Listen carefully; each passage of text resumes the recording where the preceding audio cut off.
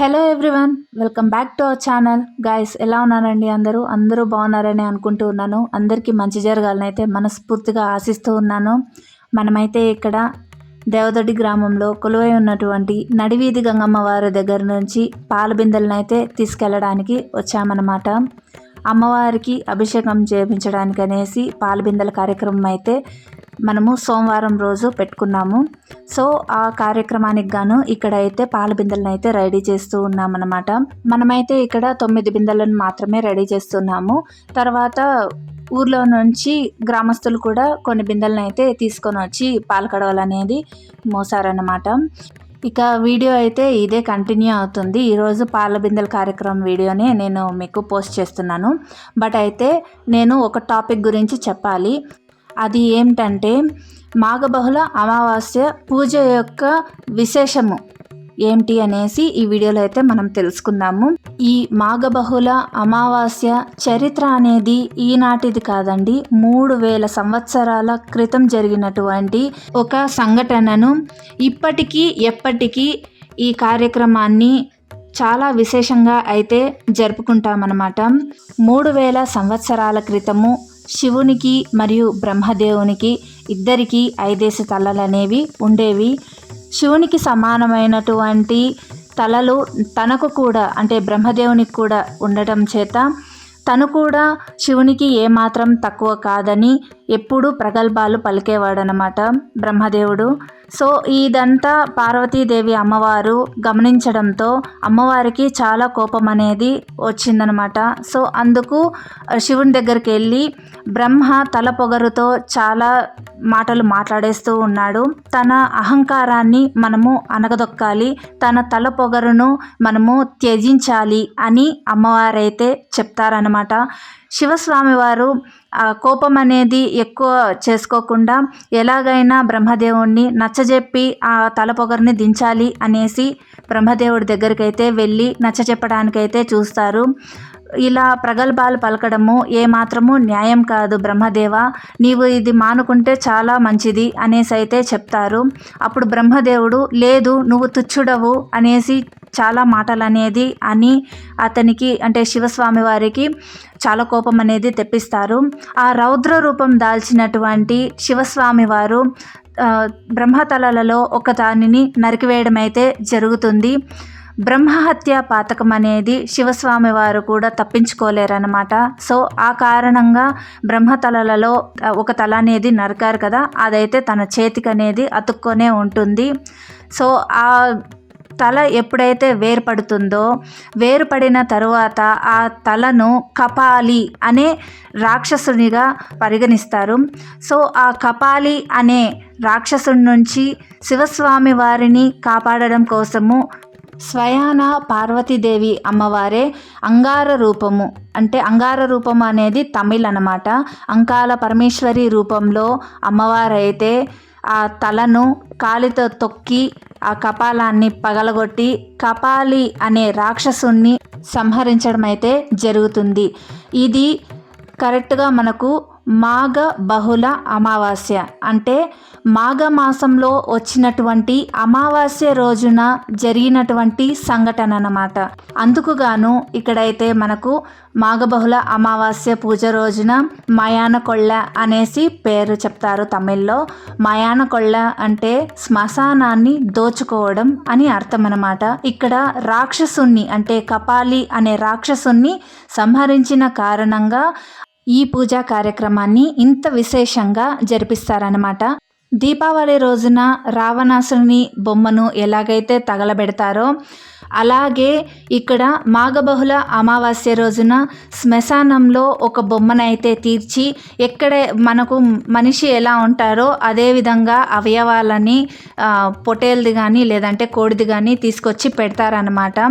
So అవన్నీ నేను ఇక్కడ ఎక్స్ప్లెయిన్ చేయలేను. సో అదేవిధంగా బొమ్మనైతే తీర్చి అమ్మవారు ఏ విధంగా అయితే ఆనాడు 3000 సంవత్సరాల క్రితము అమ్మవారు కపాలిని సంహరించారో అదే ఉగ్ర రూపంతో అమ్మవారైతే ఇక్కడ కూడా శ్మశానంలో ఆ బొమ్మనైతే ధ్వంసం చేసి నాశనం చేసి తన లోపల ఉన్నటువంటి అవయవాలని దోచుకుంటారనమాట. సో దీన్ని మయాన కొళ్ళ అంటారు, తెలుగులో శ్మశానాన్ని దోచుకోవడం అనేసి అంటారనమాట.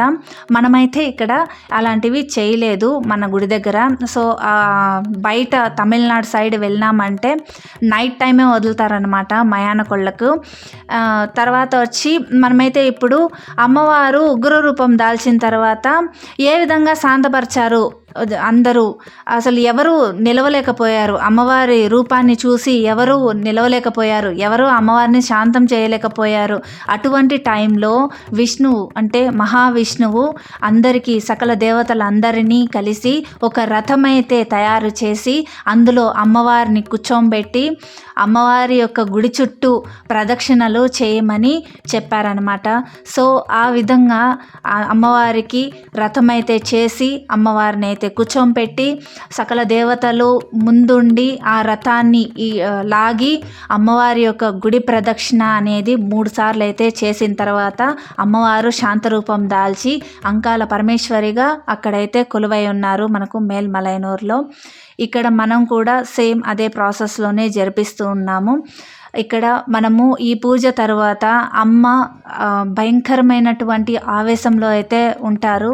అందుకు గాను సాయంత్రము అమ్మవారిని చల్లని పొద్దులో ఊరేగింపు చేపించి అమ్మవారిని అయితే గుడి లోపల తెచ్చి పెట్టి అమ్మవారికి శాంతం చేసి పూజ అనేది జరిపిస్తామన్నమాట. ఈ కార్యక్రమాలన్నీ నెక్స్ట్ వీడియోలో అయితే వస్తాయి. ఇప్పుడైతే పాల బిందెల వీడియో కంటిన్యూ అవుతుంది, చూడండి. నచ్చినట్లయితే లైక్ చేయండి. స్కిప్ చేయకుండా కనుక విన్నట్లయితే మీకు అమ్మవారి యొక్క మాఘబహుళ అమావాస్య పూజ ఎందుకు జరిపిస్తాము, అసలు ఎందుకు ఇంత ప్రాసెస్ చేస్తున్నారు అనేసి మీకైతే ఖచ్చితంగా అర్థమవుతుంది. ఇక్కడైతే మనము అమావాస్య ముందు రోజు ఎందుకు పాలకడవలు అనేది మోస్తాము అనేసి చాలామందికి డౌట్ అయితే రావచ్చు. ఎందుకంటే అమ్మవారు చాలా ఆవేశంగా ఉంటారనేసి మీకు ముందుగానే చెప్పాను కదా. సో ఆ విధంగా ఆవేశంగా ఉన్నటువంటి అమ్మవారి యొక్క చల్లని చూపు, ఆ చల్లని దీవెన అనేది ఆ గ్రామస్తులకు మరియు గ్రామానికి ఉండాలనేసి అయితే మనము గ్రామంలో ఉన్నటువంటి నడివీధి గంగమ్మ వారి దగ్గర నుంచి పాలకడవలను తీసుకొని అయితే వచ్చి అమ్మవారికి చల్లగా అభిషేకం అయితే చేపించి అమ్మవారి యొక్క దీవెనలు మరియు చల్లని చూపు ప్రజలందరిపైన ఉండాలని అయితే మనస్ఫూర్తిగా కోరుకుంటామన్నమాట. సో అందుకు గాను ఇక్కడైతే అమ్మవారికి అమావాస్య ముందు రోజున పాలకడవల కార్యక్రమం అనేది చేపడుతూ ఉన్నామన్నమాట. ఇక్కడైతే అమ్మవారికి పాలకడవలతో అభిషేకం అనేది స్టార్ట్ చేశాము. అమ్మవారి యొక్క ఆశీస్సులు అందరిపైన ఉండాలనేసి కోరుకుంటూ సర్వేజన సుఖినో భవంతు. వీడియో అయితే కంటిన్యూ అవుతుంది, చూడండి.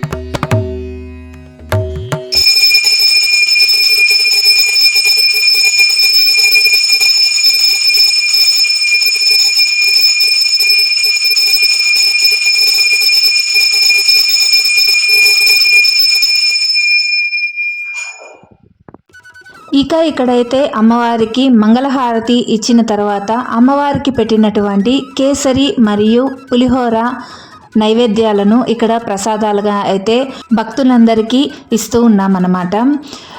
సో గాయ్స్, చూసారు కదండి, ఇదండి ఇవాళ వీడియో. అయితే మీ అందరికీ నచ్చిందనే అనుకుంటూ ఉన్నాను. నచ్చినట్లయితే లైక్ చేయండి, షేర్ చేయండి. ఫస్ట్ టైం చూస్తున్న వారైతే సబ్స్క్రైబ్ చేసుకొని పక్కనే ఉన్న బెల్ ఐకాన్ అయితే ప్రెస్ చేసి అండ్ ఈ వీడియోని మీకు నచ్చిన వారికి షేర్ కూడా చేయండి. నెక్స్ట్ రానున్న వీడియో అయితే మెయిన్ పూజా కార్యక్రమానికి సంబంధించినటువంటి వీడియో అన్నమాట. సో మిస్ అవ్వకుండా ప్రతి ఒక్కరు అయితే చూడండి. Thank you so much for watching. నమస్కారం.